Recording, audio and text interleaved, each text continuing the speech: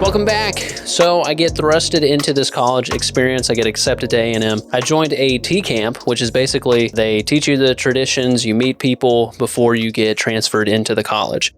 And they were having a get-together at the rec center.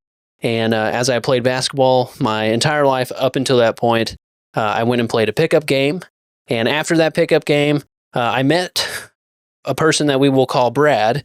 And him and I bonded immediately because we both had a podcast. So that was instant, got each other's phone number.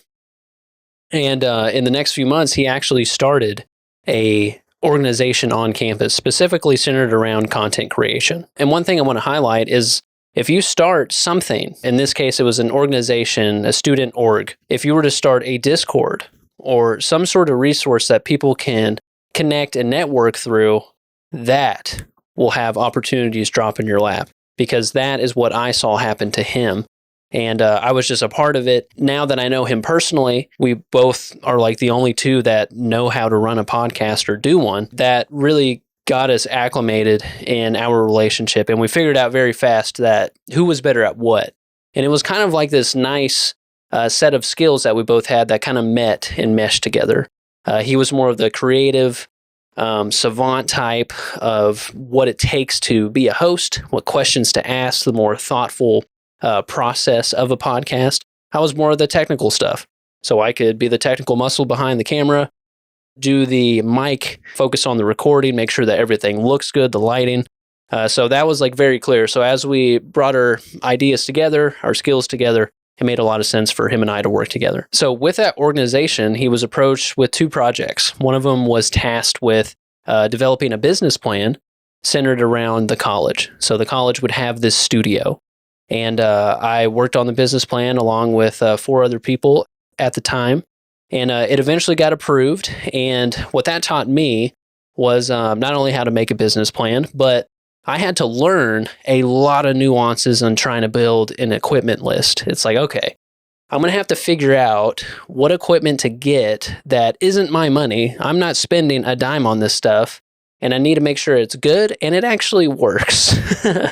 And that was kind of my first experience with a lot of responsibility with other people's money. I have a lot of stories with that. I had to kind of travel across the state to get experience and ask a lot of questions that I didn't even know to ask, because I was finding out what good equipment is out there. I was finding out brands, how to shoot and how to do this, how we could do this, and building out a studio for my first time. The thing about a college institution is that it takes a very long time for them to make decisions, anywhere between 6 months to 2 years, basically. It takes a lot for the ship to turn. In this process, some people were graduating out of the project, and some were just getting tired of it. But at the same time, the other opportunity that came to this student organization was that since Brad and I were the only ones that had podcasts, we were approached by the business school to start a podcast. So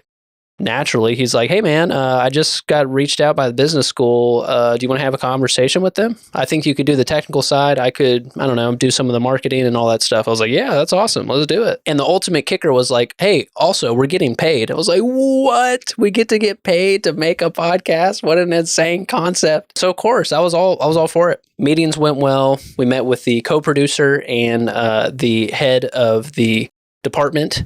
It was for an MBA programs, because monetarily, you wanted to pitch the idea of the podcast being a resource for not only media presence, but it could be a lead magnet for the program itself. And if anyone is familiar with MBA programs, I believe the school offered executive, full-time, and professional programs. And any of those range from $60,000 to $120,000 a student. So really long story short on that end, we actually got the testimonials from at least 2 of the 3 students that joined the MBA program. So at the time, I was eventually the only producer on the show. The whole show fell on my shoulders because Brad basically got fired because he didn't want to do anything. As that came on to me, I produced a show for like 150 episodes every single week straight for 2 years. And with that opportunity, those 2 to 3 students that actually listened to the show, liked the content, and checked out the program because of the show. We talked about the experiences, what it's like to be on campus, what it's like to be a student, what opportunities it has provided. That brought those listeners in, and I cost close to, I think, $10,000 to produce the show for a year. And with those 2 students, okay, so if we're looking at $10,000 and 2 students just got into the program, that's anywhere between $120,000 to $200,000. So nice ROI for the program and an absolute no-brainer to keep the show going. That was kind of the proven path, but we didn't get those numbers immediately. It probably took about a year and a half to get that first student.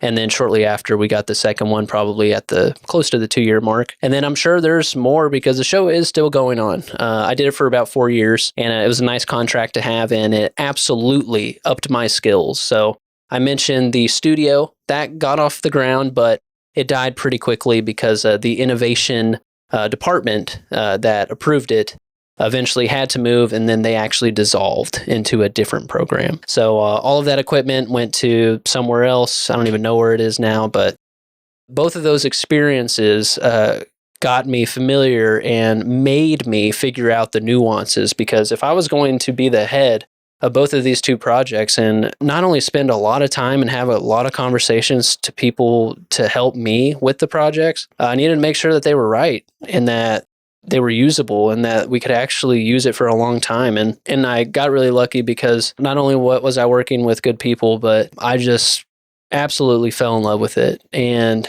there's a lot of luck in that. I didn't know I would be so involved with media at the time. I was just freaking stoked to get paid for it. And it really propelled me into what I'm doing today. It made me figure out a lot of the nuances, not only in the software, but just physically. I'm going to keep trying to tell as many stories from that experience as possible, but this is the basic rundown of where I started really professionally on my own and as an expert is from these 2 experiences with building out studios, also producing this podcast. And what's really beautiful about the whole thing as we brought things online is that Sarah, my fiance, has been with me the entire journey, and she's seen all of it. So it's like a really cool experience for us to kind of look back on how this has all started. I really want to thank my mentors at the time. Can't say their names on here, but they know who they are. They had some really important conversations with me. And most importantly, there was a lot of times where I failed. I would ask for a few hours or a day because I was doing so much. Up until that point, I never said no. All of these opportunities were coming my way because I never said no. I always said yes. And once they kind of sat me down to have that talk, the co-producer and the head of the department for the podcast, they're like, hey, you're doing a lot. You know, we recognize that everything that you've done so far is because you said yes. Like, you're going to have to learn to say no, my friend. And being young and dumb and really persistent, those are some of the hardest lessons and probably one of the worst habits that I have now. Still working on it, but I want to, of course, thank my fiance because she's gotten me a lot better at it, to work on things that are not only worth my time, but that are going to overstretch me and stress me out, because I would always take those things on. Having those failures, I want to kind of jump into the next episode because seeing your mentors not only care about you, but letting them down really has an impact on you, and it did for me. So I'll see you in the next one.